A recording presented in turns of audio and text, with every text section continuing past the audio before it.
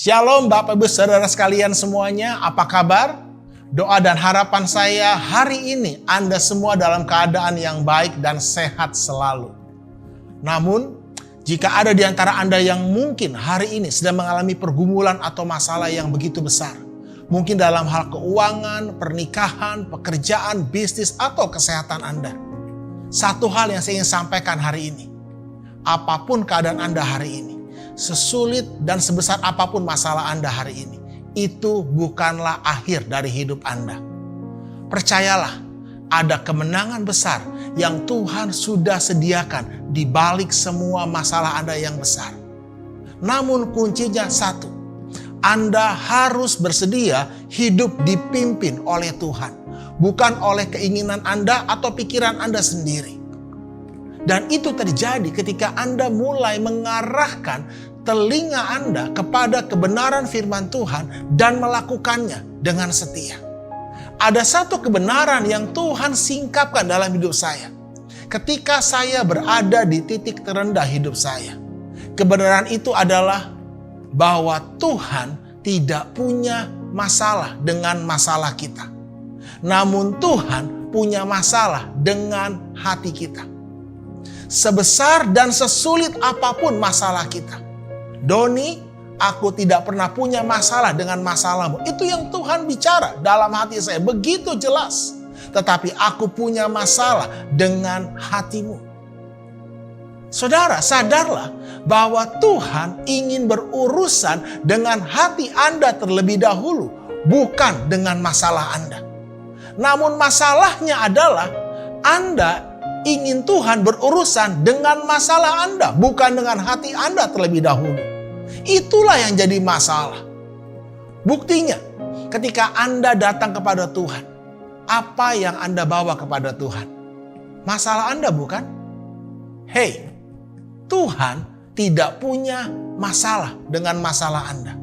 Tetapi Tuhan punya masalah dengan hati Anda. Hari ini, bawa hati Anda lebih dahulu kepada Tuhan, bukan masalah Anda. Karena Tuhan ingin berurusan dengan hati Anda lebih dahulu, bukan dengan masalah Anda. Percayalah, kalau hati Anda beres, masalah Anda juga akan beres. Pernikahanmu, keuanganmu, kesehatanmu, hidupmu akan beres. Karena hati Anda adalah sumber hidup Anda.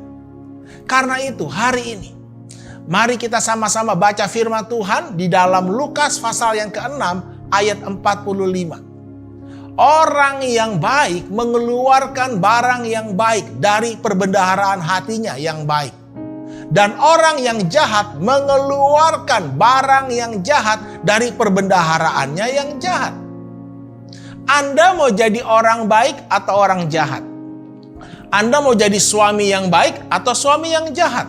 Istri yang baik atau istri yang jahat? Orang tua yang baik atau orang tua yang jahat? Saya percaya kita semua ingin menjadi orang yang baik, bukan orang yang jahat. Namun, Anda menjadi baik atau jahat bukan ditentukan oleh keinginan Anda, oleh kemauan Anda, tetapi oleh apa yang Anda simpan dalam hati Anda. Kalau ada suami atau orang tua yang jahat, itu karena mereka menyimpan hal-hal yang jahat di dalam hati mereka. Bisa berupa ingatan, peristiwa, perkataan, nasihat yang mereka ingat, yang mereka tidak bisa lupa, yang melukai hati mereka. Anda hanya akan mengeluarkan apa yang Anda simpan di dalam hati Anda. Apa yang Anda simpan dalam hati Anda? Apakah itu yang baik atau yang jahat? Apakah itu yang mengembirakan atau menyedihkan? Sejujurnya, manusia kita semua cenderung lebih mudah menyimpan hal-hal yang negatif dan jahat di dalam hati dan pikiran kita ketimbang hal-hal yang baik atau yang positif. Contoh, ketika seorang suami mengatakan kepada istrinya, I love you. Kira-kira apa yang istrinya katakan? Ah, gombal. Namun ketika suaminya mengatakan kepada istrinya, dasar kamu jelek, gak becus jadi istri. Kira-kira bagaimana sikap sang istri? Saya percaya dia akan sulit tidur, saudara. Dia akan ingat selalu akan perkataan suaminya yang menyakitkan. Itulah kecenderungan manusia. Kita lebih mudah mengingat hal-hal yang buruk dibanding hal yang baik. Namun hari ini saya ingin Anda menyadari ini. Biarlah hati kita lebih menerima hal-hal yang baik, yang positif di dalam hati kita untuk kita simpan. Jadilah sebuah kamera. Karena kamera hanya menyimpan apa yang baik dan indah. Yang jelek Anda harus buang. Jadi, jika Anda ingin jadi suami yang baik, Anda ingin jadi istri, anak, orang tua yang baik, yang harus diubah bukan apa yang di luar, tetapi apa yang di dalam hati kita, yaitu apa yang kita simpan dalam hati dan pikiran kita. Apa yang Anda simpan dalam hati, itulah yang akan keluar dari hidup Anda. Tuhan Yesus berkata dalam Markus pasal yang ke-7 ayat 18-20. Tidakkah kamu tahu bahwa segala sesuatu dari luar yang masuk ke dalam seseorang tidak dapat menajiskannya? Karena bukan masuk ke dalam hati, tetapi ke dalam perutnya, lalu dibuang di jamban. Dengan demikian, Tuhan Yesus menyatakan semua makanan halal, termasuk daging babi, saudara. Karena apa yang masuk ke dalam mulut hanya masuk ke dalam perut, bukan ke dalam hati, lalu dibuang ke jamban.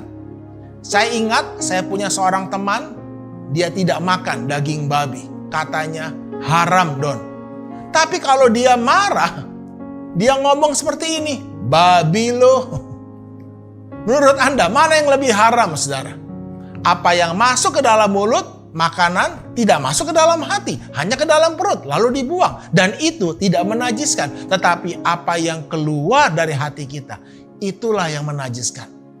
Lalu katanya lagi, apa yang keluar dari seseorang, itulah yang menajiskannya. Sebab dari dalam, dari hati orang timbul segala pikiran jahat, percabulan, pencurian, pembunuhan, perzinahan, keserakahan, kejahatan, kelicikan, hawa nafsu, iri hati, hujat, kesombongan, kebebalan. Semua hal jahat ini timbul dari dalam dan menajiskan orang.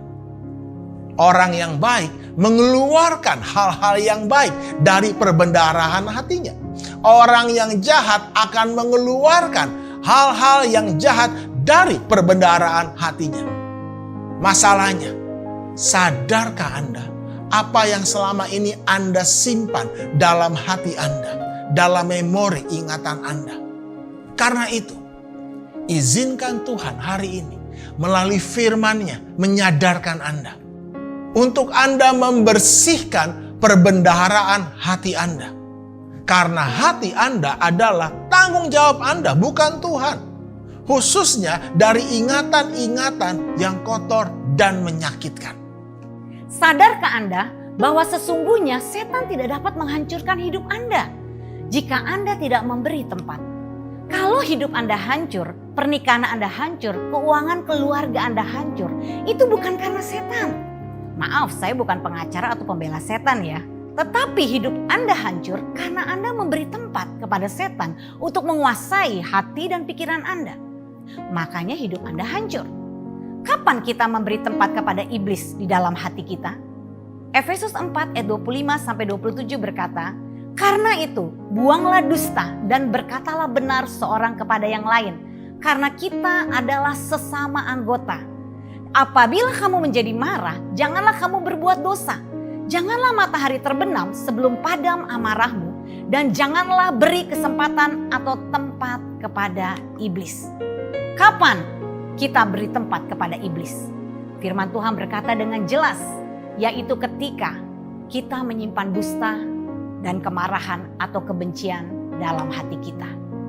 Dulu hidup saya hancur karena saya menyimpan kemarahan, kebencian terhadap papa saya. Dan juga pelakor yang merebut papa saya, sehingga itu menjadi tempat bagi setan untuk bekerja menghancurkan hidup saya. Ya, sejak kelas 3 SMP itu kejadiannya, saudara, saya tidak pernah lupa di mana papa saya menjemput saya pulang sekolah dan papa saya mengajak saya ke rumahnya di mana dia tinggal dengan tante itu, wanita itu saudara bersama kedua anaknya. Dan itu bukan anak kandung dari papa saya. Jadi wanita itu seorang janda dan bawa 2 anaknya. Saya pertama kalinya melihat secara jelas bahwa secara mata kepala sendiri bahwa papa saya akhirnya tinggal dengan seorang wanita. Yang itu bukan mama saya. Secara mental saya tidak siap saudara. Saya kaget walaupun saya tahu papa saya sudah ada sekian lama bersama mereka. Tapi pada waktu menghadapi kenyataan itu saya syok. Ya, saya kaget bagaimana papa saya begitu mesra terhadap wanita itu dan begitu sayang kepada kedua anaknya. Dan itu saya lihat, saya makan malam bersama mereka. Hati saya hancur sekali saat itu saudara. Walaupun secara wajah saya tetap tersenyum dan baik kepada mereka. Namun sejak hari itu, ya saya berkata di dalam batin saya, papa jahat. Papa gak sayang saya anak kandung wanita, papa satu-satunya papa tinggalkan. Papa lebih sayang anak orang daripada anak kandung papa. Papa jahat, gara-gara papa hidup saya hancur. Dan tidak berhenti di situ saudara, pada waktu saya melihat tante itu, wanita itu saudara, saya maki-maki juga dia di dalam batin saya. Kurang ajar kamu, kamu wanita murahan, kamu merebut suami orang, kamu menghancurkan rumah tangga orang. Gara-gara kamu hidup saya hancur, keluarga saya hancur, kamu wanita jahat. Dan itu semua caci maki itu tiba-tiba kemarahan itu meledak-ledak dalam batin saya saudara. Dan Anda tahu ketika malam itu saya berharap papa saya tidur bersama saya, menemani saya, memeluk saya. Tapi apa yang saya harapkan itu tidak terjadi saudara. Malah saya tidur bersama kedua anak wanita itu. Yang sulung di kanan, yang nomor 2 di kiri, saya di tengah. Dan Anda tahu sepanjang malam itu saya tidak tidur. Saya terus menangis dan terus mencaci maki, memaki-maki papa dan wanita itu. Saya merasa hidup ini tidak adil. Dan sejak hari itu saudara, saya menyimpan kebencian dan dusta dan kebohongan dalam hidup saya. Saudara, kita bisa manis di depan orang dan tersenyum saudara, tapi tidak ada satupun yang tahu bagaimana hati kita. Ya, banyak orang dari luar kelihatan oke, kelihatan fun, kelihatan ceria bahkan, dan dia bisa tertawa bahkan saudara. Tapi Tuhan tahu kedalaman hati kita. Sadarlah saudara, hidup Anda hancur karena Anda memberi tempat kepada setan untuk menguasai hati dan pikiran Anda. Kalau Anda mau hidup Anda pulih, beri tempat kepada Tuhan untuk menguasai hati dan pikiran Anda. Bagaimana saya mengalami pemulihan? Pada satu hari ketika saya mentok, saya udah capek, hidup dengan semua kemarahan, hidup dalam semua kebencian saudara, itu akan membuat hidup kita letih. Hidup kita seperti gelap, tidak ada arah, tidak ada tujuan, dan hidup saya pun semakin hancur. Ya, namun satu hari ketika saya secara pribadi mengalami perjumpaan dengan Tuhan Yesus, saya mulai melihat dan memandang kepada salib. Bahwa begitu besar kasih Tuhan akan hidup saya. Dia mengorbankan darahnya, hidupnya untuk menebus saya dari dosa saudara. Ya, perenungan saya akan salib itu mengubah cara berpikir saya, mengubah paradigma saya saudara. Ya, dan hari itu saya sadar, loh kenapa selama ini saya benci papa saya? Ya, papa saya pun berbuat demikian setelah saya renungkan itu juga karena perlakuan opa saya. Opa saya juga pernah menyakiti papa saya. Dan opa saya pun juga pernah disakiti opa buyut saya. Jadi kalau saya benci papa saya benci opa saya benci opa buyut saya, mau sampai kapan? Hidup saya hancur saudara. Ternyata hari itu saya baru sadar hidup saya hancur bukan karena papa saya. Tapi hidup saya hancur karena saya beri tempat kepada setan untuk menguasai hati dan pikiran saya. Tuh lihat, kamu hancur karena papa kamu. Papa kamu papa yang jahat, papa yang tidak bertanggung jawab. Lihat, dia lebih sayang perempuan itu, dia lebih sayang anak-anaknya daripada kamu. Kalau kamu, mana dia sia-siakan hidup kamu. Udah mati aja lo, mampus aja lo. Itu yang saya simpan dalam hati saya. Dan benar saudara, ketika saya menyimpan semuanya itu, akhirnya hidup saya benar-benar hancur. Selama Anda masih menyimpan kebohongan, dusta dan kebencian dalam hati Anda, maka iblis masih mempunyai tempat dalam hidup Anda. Ya, makanya ada begitu banyak orang saudara dilayani pelayanan pelepasan saudara. Tapi dia tidak pernah membersihkan hatinya dari semua dendam dan sakit hatinya. Setan itu tidak akan pernah bisa keluar saudara. Ya, sekalipun hamba Tuhan itu menumpangkan tangan kepada saudara, memberikan minyak pengurapan, menengking setan itu keluar. Tapi jika Anda sebagai pemilik hidup Anda tidak pernah membersihkan hati Anda, setan itu akan tetap tinggal di dalam hidup Anda. Anda yang harus membersihkan dan mengubah cara berpikir Anda. bahwa saya hancur bukan karena siapapun. Saya hancur karena saya memilih menyimpan kepahitan, dendam di dalam hidup saya. Dan saya hari ini mau ambil keputusan untuk membersihkan hati saya dengan cara saya mau melepaskan pengampunan atas orang yang menyakiti Anda.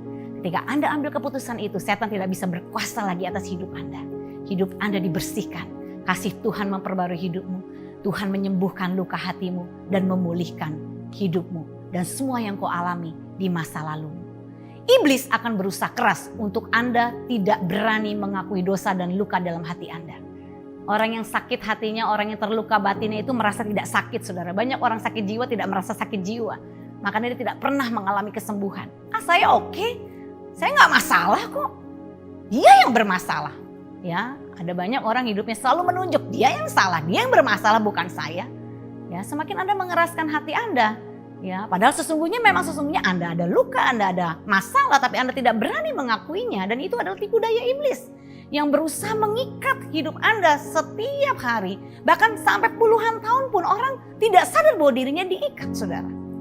Anda harus sadar hari ini bahwa dengan Anda mengakui dosa dan Anda berani menyatakan apa adanya hidup Anda, saat itulah Anda akan mengalami kebebasan yang sejati di dalam hidup Anda. Ya, satu titik saya udah capek, saya bilang sama Tuhan, saya udah putus asa dan frustasi dengan semua kehidupan saya. Dan Tuhan suruh saya, kamu harus akui kepada papa mama. Dan Tuhan suruh saya untuk mengakui semua yang saya sembunyikan kepada papa mama. Dan hari itu saudara, memang papa mama saya sudah dipulihkan setelah 14 tahun berpisah. Dan itu tidak mudah, saudara. Lidah yang biasa berbohong itu tidak gampang untuk biasa jujur, saudara. Ya, pada waktu ditanya, saya kecenderungannya adalah pengen berdolak-dalik mencari alasan. Dan saya orang yang pintar cari alasan. Karena seumur hidup saya berbohong, saya bersandiwara. Untuk saya, sebentar saja memikirkan gimana caranya saya berbohong, itu udah di luar kepala. Udah otomatis respon saya selalu berbohong. Selalu ngarang cerita. Dan herannya orang-orang tuh pada percaya, padahal saya bohong, saudara. Tapi hari itu oleh kasih karunia Tuhan, lidah yang dolak-dalik ini, saudara, yang muter-muter tiada arah itu diluruskan oleh kuasa Roh Kudus. Saya percaya itu kuasa doa, saudara. Ketika saya berani jujur dan akui semua apa adanya, itu yang membuat saya hari ini bebas, pulih dari ingatan luka masa lalu saya. Hari ini, saudara, buka hatimu dan biarkan terang itu masuk dalam hatimu. Anda tidak bisa mengusir kegelapan. Yang bisa Anda lakukan adalah buka hati Anda agar terang itu masuk dan kegelapan itu sirna dalam hidup Anda. Ketika terang itu masuk, semua yang jelek akan tersingkap. Dosa, kesalahan, luka masa lalu kita tidak perlu malu. Rendahkan dirimu di hadapan Tuhan, agar Tuhan dapat menyembuhkan dan memulihkan hidup Anda. Apa yang Anda simpan dalam hati Anda, itulah yang akan keluar dari hidup Anda. Jika Anda menyimpan sampah atau kotoran di kamar Anda, apa yang akan segera datang? Yang pasti lalat. Dan apa yang lalat bawa? Segala kuman, bakteri, sakit, penyakit masuk ke dalam rumah Anda. Lalu apa fokus Anda?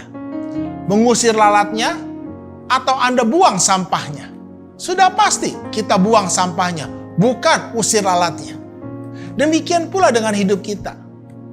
Jangan kita fokus pada usir setan, saudara. Bersihkan saja hati Anda. Buang dusta dan dosa dalam hidup Anda. Sehingga setan tidak punya tempat lagi dalam hidup Anda. Saya percaya akan pelayanan pengusiran setan atau roh jahat dalam diri seseorang. Namun jika fokus hidup Anda hanya pada mengusir setan dan roh jahat, Anda akan capek. Selama hati Anda kotor, penuh dengan sampah, penuh dengan kebencian, kepahitan, roh jahat, setan manapun akan terus datang dalam hidup Anda. Dan Anda akan berputar-putar dalam masalah yang sama. Karena akar masalah Anda bukan setan, tetapi hati Anda yang kotor dan penuh luka. Sehingga itu mengundang lalat-lalat rohani datang hinggap dan membuatnya menjadi lebih parah. Tahukah Anda? Beelzebul, yaitu penghulu setan yang disebut oleh para ahli Farisi kepada Yesus dalam Matius 12 ayat 24, artinya adalah tuan atau raja lalat. Ya, lalat adalah gambaran dari roh-roh jahat. Itu sebabnya penting sekali untuk kita setiap hari membersihkan hati dan pikiran kita. Sama seperti kita mandi atau cuci tangan setiap hari. Karena setiap hari, suka atau tidak suka, akan selalu ada debu dan kotoran yang hinggap di dalam hati dan pikiran kita. Itu sebabnya kita harus setiap hari membersihkan hati dan pikiran kita dengan firman Tuhan, dengan hadirat Tuhan. Nah, jangan berpikir seperti ini. Percumalah saya bersihkan, toh nanti juga kotor lagi. Atau untuk apa saya mandi Pak, nanti juga kotor lagi. Tentu kita tidak berpikir demikian, bukan? Salah satu disiplin yang harus kita bangun dalam hidup kita adalah kita harus disiplin dalam mengakui dosa. Itulah cara agar hati kita bersih dari dosa. Kita harus disiplin mengakui luka-luka kekecewaan di hati kita. Nah, bagaimana caranya? Ya tidak ada cara lain selain Anda harus berani dengan jujur dan rendah hati mengakui dosa atau luka di hati Anda. Itu sebabnya Anda perlu mentor dan komunitas yang mendukung.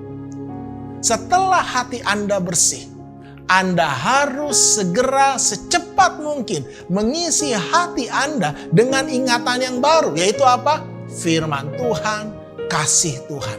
Itu yang Tuhan sampaikan pada Yosua.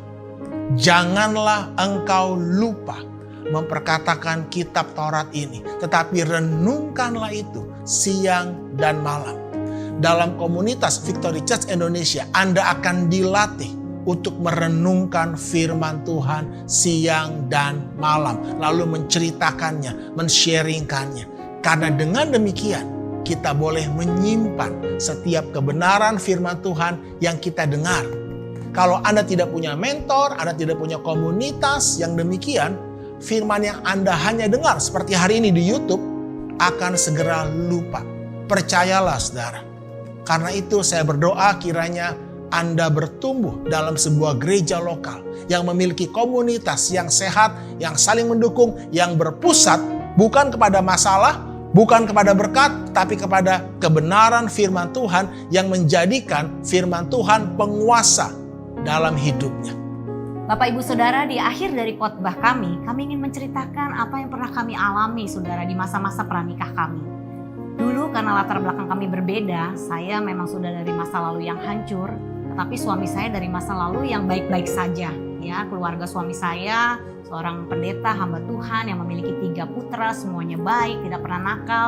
Berbeda dengan latar belakang keluarga saya yang memang semua kita kakak beradik berempat sudah hancur, hidup berantakan. Lalu ketika saya sudah bertobat, ya 2 tahun setelah saya bertobat, saya dipertemukan dengan Doni, ya saudara. Dan pada waktu itu kami total membangun hubungan selama 1,5 tahun. Saya ingat kami memiliki mentor pranikah saudara. Pada waktu itu ketika memasuki usia 3 bulan kami membangun hubungan, ya saya akhirnya bertanya kepada mentor saya bagaimana sebaiknya. Apakah saya harus menceritakan masa lalu saya kepada Doni? Pada waktu itu sebenarnya saya sudah pernah bersaksi. Tapi saya tidak tahu apakah Doni tahu masa lalu saya secara jelas saudara. Dan akhirnya mentor saya menyarankan untuk kamu harus berani terbuka dengan Doni. Karena nanti kamu akan masuk dalam pernikahan. 80% masalah dalam pernikahan itu karena pernikahannya yang nggak benar saudara. Yang tidak ada penyelesaian atas luka-luka masa lalu. Dan akhirnya saya secara pribadi memutuskan untuk berani mau mengakui kepada Doni apa yang menjadi bagian dari masa lalu saya. Nah itu sebenarnya nggak gampang saudara ya. Karena saya berpikir aduh terlalu parah banget ini masa lalu saya. Sementara dia hidupnya oke gitu ya. Semua lancar, mulus gitu. Tapi dengan anugerah Tuhan saya akhirnya memutuskan untuk saya akhirnya berbicara kepada Doni apa yang menjadi masa lalu saya saudara. Dan akhirnya singkat cerita saya ceritakan semua saudara. Apa yang saya pernah alami di masa lalu saya. Dan termasuk di masalah yang bahwa saya pernah mengaborsi pada waktu saya SMA ya. Dan 2 kali saya melakukan hal itu. Dan pada waktu saya sudah cerita semuanya saya melihat perangai dan perilaku dia ya memang biasa. Ya, tetapi saudara bisa dengar langsung dari suami saya bagaimana ketika dia mendengar keterbukaan saya saat itu. Sandy seringkali berbicara kepada saya, untung di saya, buntung di kamu. Ya, saya tahu bahwa masa lalu Sandy itu gelap, tetapi saya tidak pernah menyangka segelap itu, saudara. Ya, jadi waktu Sandy terbuka, kita bertemu di tempat yang ramai, di sebuah restoran, di sebuah mall. Karena kami memang tidak pernah bertemu berduaan, ya. Mentor kami berkata kamu harus di tempat yang terang karena kita anak terang, saudara ya. Nah, jadi waktu Sandy terbuka bahwa dia sudah pernah aborsi 2 kali, saya pada masa itu seperti orang yang bingung, ya, tidak bisa berpikir. Kalau seorang perempuan aborsi itu masih gadis, masih perawan atau tidak ya. Aborsi itu setelah atau sebelum hubungan seks ya. Dan saya tidak bisa berpikir. Dan di depan saya melihat Sandy sudah menangis. Nah, orang-orang melihat kami, saya sedikit kaget dan kikuk. Ya, seakan-akan saya berkata, kami oke, saya nggak ada apa-apa kok gitu. Nah, setelah kami selesai pertemuan itu, saya antar Sandy pulang, lalu saya pulang naik angkutan umum, naik bus. Nah, baru disitulah kesadaran saya pulih, saudara. Nah, apa yang terjadi? Timbullah bayangan dalam pikiran saya, ya, bagaimana Sandy sama pria lain, ya, tidur. Aduh, saudara, ya, itu bayangan begitu jelas seperti film, ya, seperti setan, iblis memutar gambar itu dalam imajinasi saya, dan saya begitu merasa sakit. Jadi saya baru sadar, jadi, waduh, calon istri saya ini sudah tidak suci lagi begitu, tidak perawan lagi. Dan saya tidak pernah merasa perasaan sakit yang seperti itu. Saya lari ke kamar saya memang kecil, tapi bukan kamar kecil, saudara. Ya, saya nggak tahan, lalu saya ambil bantal, saya tutup muka saya teriak, saudara. Karena apa? Karena ada suara di hati saya, di pikiran saya, katanya jodoh dari Tuhan. Kalau jodoh dari Tuhan, harusnya Tuhan kasih yang terbaik dong. Tapi kok maaf ya, ada pikiran kok dapat yang bekas. Nah, itu bergejolak di hati dan pikiran saya. Dan sejak hari itu ya, iblis berusaha ya untuk terus saya mengingat hal itu. Dan setiap kali saya ingat itu sakit sekali. Sehingga saya punya pikiran yang jahat tentang Sandy. Karena pikiran itu, karena ingatan itu, setiap kali kami bertemu, saya suka tanya, dulu kamu jatuh pertama kali di mana sih? Ya, lalu Sandy suka sekali-kali berkata, kok kamu ngungkit-ngungkit lagi sih masa lalu? Ya, kalau mau lanjut hubungan kita ya udah, kalau kamu nggak bisa terima aku ya udah selesai. Saya katakan, oh nggak apa-apa kok, aku cuma pengen tahu doang. Lalu satu hari ya kita lewat. Waktu jalan berdua, saya bilang itu di hotel itu seperti luka lagi ya, tersilet lagi, sakit lagi. Lalu saya punya pikiran jahat, kalau kamu sudah kasih tubuh kamu sama pria-pria yang lain, ya sekalian aja sama aku gitu. Nah, tapi saya bersyukur Sandy tegas. Jadi masa pranikah itu kuncinya di perempuan. Sandy tegas, saya mau cium dia nggak boleh gitu ya. Kamu mengasihi aku atau menafsui aku, tapi esensinya adalah saya butuh waktu 6 bulan. Karena hampir setiap malam, khususnya ketika saya sendirian, ingatan itu terus terngiang-ngiang, tergambar jelas. Nah, setelah 6 bulan, setiap kali setan memberi ingatan itu seperti memori yang tersimpan, saudara ya. Nah, saya bersyukur saya punya mentor. Dan saya dilatih bagaimana untuk saya bisa mengganti ingatan itu. Firman Tuhan, suara Tuhan, itulah yang menyembuhkan hati saya. Satu malam ketika saya berdoa, saya menangis. Ada satu suara di batin saya berkata, kamu pikir kamu lebih baik dari Sandy. Aku saja Tuhan Allahmu, Bapamu menerima Sandy. Siapa kamu? Kamu sombong. Kamu pikir kamu lebih suci? Kamu lebih kudus? Tiba-tiba Tuhan ingatkan ketika saya SMA, saudara. Saya anak yang alim. Ternyata teman-teman saya sudah kehilangan keperjakaan dan mereka pergi ke tempat pelacuran di Ancol, satu tempat klub. Tinggal saya yang belum ke sana, saudara. Dan saya juga tergoda lah. Ya, memang anak pendeta nggak bisa nakal.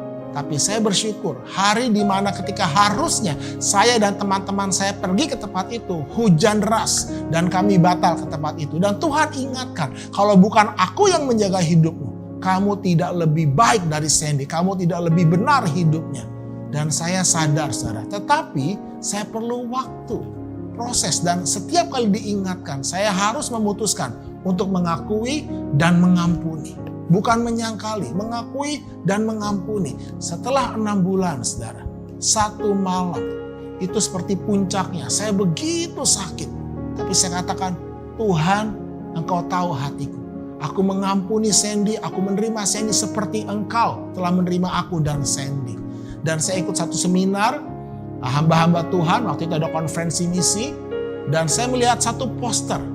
Judulnya adalah Hati yang Remuk. Waktu saya melihat poster itu, orang sedang berdoa, entah bagaimana. Tiba-tiba semua luka sakit itu hilang. Hati saya seperti bersih. Ada yang diangkat, saudara. Dan saya tidak pernah lupa. Malam itu saya telepon Sandy dan saya berkata, Sandy, aku sudah sembuh. Aku siap menikahi kamu. Lalu Sandy menjawab di telepon, Allah, nanti kamu sakit lagi. Saya katakan, saya tahu saya sudah sembuh. Apa tandanya? Ketika saya mengingat itu lagi, saya tidak sakit. Ya. Dan itu yang terjadi sampai hari ini. Saya tidak pernah mengungkit-ungkit lagi. Karena apa? Tidak ada rasa sakit sama sekali. Saya pernah jatuh dari Metro Mini ketika SMA. Ada luka di sini, saudara. Saya tidak pernah lupa peristiwanya. Tetapi saya tidak lagi merasa sakit karena sudah sembuh. Hati saya tidak lagi menyimpan luka. Anda bisa bayangkan kalau saya masih terluka, saya masih menyimpan ingatan-ingatan yang menyakitkan. Pernikahan kami tidak seperti hari ini. Karena itu saya rindu hari ini. Tuhan ingin membersihkan perbendaharaan hati Anda. Tapi bagian Anda adalah Anda harus berani terbuka. Anda harus berani jujur. Itu sebabnya Anda perlu mentor, Anda perlu komunitas di mana Anda bisa benar-benar saling mengaku dosa dan saling mendoakan supaya Anda sembuh. Ketika proses di mana suami saya juga sedang mengalami masa-masa di mana belajar untuk menerima masa lalu saya pun juga mengalami bagaimana sepertinya iblis mau kembali menghancurkan gambar diri saya, saudara. Tanpa sadar saya selalu ngomong ke Doni bahwa saya untung dapat kamu, tapi kamu buntung dapat saya. Ya, kenapa? Karena saya melihat diri saya barang second, saudara. Ya, saya barang bekas. Ya, saya KW. Kalau kamu orisinil, kalau saya second. Ya, artinya apa? Saya memposisikan diri saya rendah. Saya tidak berharga. Tapi saudara, ketika dalam proses, ya kami sama-sama juga mengalami proses, dia proses menerima masa lalu saya, juga saya proses menerima diri saya sendiri, saudara. Saya ingat ketika saya saat teduh pagi-pagi, saudara, Tuhan sepertinya itu berbicara dan menatap saya dengan tatapan yang tajam, saudara. Dan saya nggak berani melihat tatapan itu, saya menunduk, saudara. Ketika saya menunduk, Tuhan angkat dagu saya. Saya nggak berani, saya menunduk lagi, Tuhan angkat dagu saya. Saya menunduk lagi, Tuhan angkat dagu saya. Sampai Tuhan bertanya kepada saya, kamu pikir kamu siapa? Ketika ditanya kamu pikir kamu siapa, saya tertunduk lagi, saya nggak bisa jawab apa-apa, saudara. Disitulah saya tahu bahwa saya seorang anak wanita yang tidak ada identitas, saudara. Saya selalu memandang diri saya sampah, hancur, najis, kotor, orang berdosa, orang yang tidak layak, orang yang tidak punya masa depan. Tapi hari itu, ketika Tuhan bertanya kepada saya, kamu pikir siapa kamu? Saya nggak berani dan saya tidak tahu saya mau jawab apa. Tiba-tiba Tuhan tatap wajah saya, Tuhan tatap mata saya dan dia berkata, kamu harus tahu mulai hari ini bahwa kamu adalah putriku. Kamu adalah putri kerajaan. Aku begitu mencintai kamu. Wow, saudara. Seumur hidup saya tidak pernah, saudara, mendengar papa saya bangga dan ngomong sama saya, Sandy, kamu anak papa, papa bangga sama kamu. Saya tidak pernah, saudara, mendengar pernyataan itu. Tapi hari itu, Tuhan berbicara langsung di hati saya bahwa kamu berharga di mataku. Kamu adalah putriku, putri kesayanganku. Waduh, saudara, hari itu, saudara, gambar diri saya dipulihkan. Akibat saya berani terbuka dengan Doni, saya mengalami pemulihan gambar diri. Dan sejak saya pulih, ketika saya bertemu dengan Doni, saya selalu katakan, mulai hari ini kamu harus tahu, saya untung dapat kamu, tapi kamu juga untung dapat saya. Kenapa? Karena kamu menikah dengan putri kerajaan sorga. Dan hari itu, saudara, saya dapat menerima diri saya dan mengampuni masa lalu saya. Saya dipulihkan, saya disembuhkan. Dan puji Tuhan sampai hari ini, walaupun pernikahan kami penuh dengan proses perjalanan, juga kami menghadapi badai pernikahan. Tetapi karena kami awali Peranikah kami dengan berani mengakui apa adanya. Saya tidak ada tutupi masa lalu saya bongkar semuanya. Yang aib, yang kotor, yang najis semua saya singkapkan, saya ceritakan semua. Dan akhirnya Tuhan menjamah hati Doni, dia juga bisa terima saya. Dan kami akhirnya masuk dalam pemberkatan nikah yang kudus, saudara. Kami pulih hati kami tidak lagi menyimpan kepahitan, kebencian.